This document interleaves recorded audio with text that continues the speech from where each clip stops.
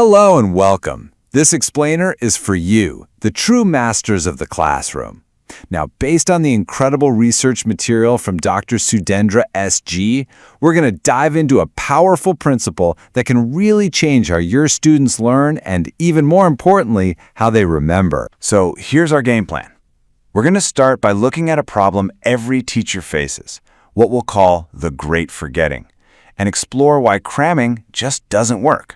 Then, we'll uncover a powerful lesson in mastery with the archer's secret, get into the science of how the brain builds pathways, and wrap it all up with a solid teaching strategy you can use. All right, let's be honest. Every single one of you knows this feeling. You teach a fantastic lesson, right? The students are engaged, they're nodding, they totally seem to get it, and then a week goes by, and it's like it never happened. That right there is the great forgetting, and it is a constant battle. So this is the million-dollar question, isn't it? We pour all this energy and passion into our lessons, and it's just so frustrating when all that knowledge seems to, well, just evaporate. So what's really going on here? The research actually has an answer. Now, this is the first big takeaway. It's not about lazy students or them not paying attention. It's about neuroscience. You see, the brain is fundamentally wired for efficiency. That means it's designed to let go of information it thinks isn't crucial for survival. So our job as teachers is to convince the brain that what we teach is essential. So, when there's a test looming, what's the #1 student strategy? You know it, the all-nighter, the cram session. But here's the thing, the research is absolutely clear. This method creates what's really just an illusion of knowledge. For any real lasting learning, it's a completely broken strategy. Dr. SG's research really hits the nail on the head here. If you think about learning as building something inside the brain, then cramming, it's like trying to put up a tent in the middle of a hurricane. Sure, it might give you some temporary cover, but there's no foundation. It's just not built to last. And the difference is just so stark. On one hand, you have cramming. It's short-term, super high stress, and it builds these really flimsy, weak structures in the brain. But on the other hand, you have space learning. That's the long-term, efficient way to do it. It forges strong, durable connections that lead to real memory. In fact, the research shows there's a clear law of diminishing returns at play.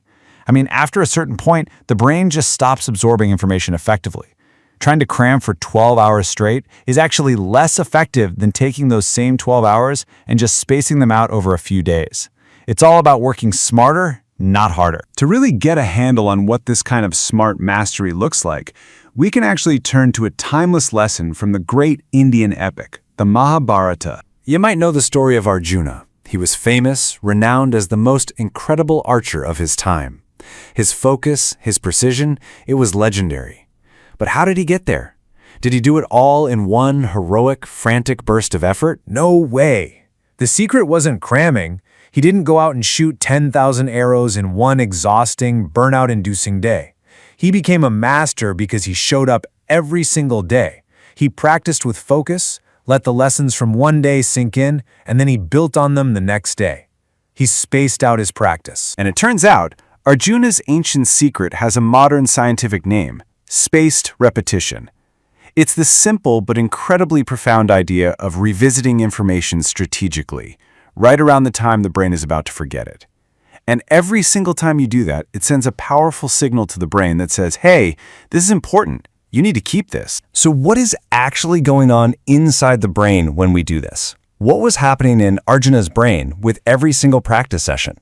Let's take a look at the science. So get this. Each time a student comes back to a concept after a little break, they're not just remembering it. They are physically, literally, strengthening the connections for that memory. It's like turning a faint little dirt path in the woods into a paved, multi-lane superhighway. And that process is what moves information from that fragile short-term memory into solid, long-term storage. You're actively fighting back against that forgetting curve. Okay, so this graph shows you exactly what happens when there's no review. Day 1, right after the lesson, memory is at its peak, 100%. But look what happens after just 24 hours. It can plummet, sometimes by as much as 40%. This, right here, is the great forgetting in visual form. But now, watch this. This is the magic. with just one strategic review session. It could be a quick quiz, a simple warm-up problem. That single act brings memory retention roaring right back up, almost to 100% again. You've literally stopped the forgetting process in its tracks. Now, here's the really powerful part. It's what happens next. After that first review, the rate of forgetting actually slows down. You can see the next dip in memory is much, much shallower. Why? Because that neural pathway is stronger now. And with every repetition after that, that memory just gets more and more durable. It becomes permanent. This science is totally fascinating, right? But the most important question is still, how do I use this? How do you, the expert in the room, actually apply this in your classroom tomorrow? Well, Dr. SG's research gives us a really simple but powerful rhythm. So step 1, you introduce a concept. Normal stuff. Step 2, a couple of days later, you bring it back with a quick 5-minute activity. Step 3, a week later, you re-engage with a low-stakes quiz or a problem set. And step 4, maybe 2 or 3 weeks after that, you connect it to a new topic. You see, you're not reteaching, you're strengthening. And this really requires a fundamental shift in how we think. Your curriculum isn't some mad dash to cover all the material. Instead, you need to start thinking of yourself as a kind of cognitive trainer. Your lesson plan is the workout, and it's designed to build strong, flexible, and lasting mental muscles in your students. So let's end with this thought. You know, in a world that's always chasing the next new app or the latest AI gadget, what if the biggest innovation in learning is also one of the most ancient? A simple human rhythm. The rhythm of learning and resting and revisiting. By mastering this rhythm, you're giving your students so much more than facts. You're giving them the art of learning itself.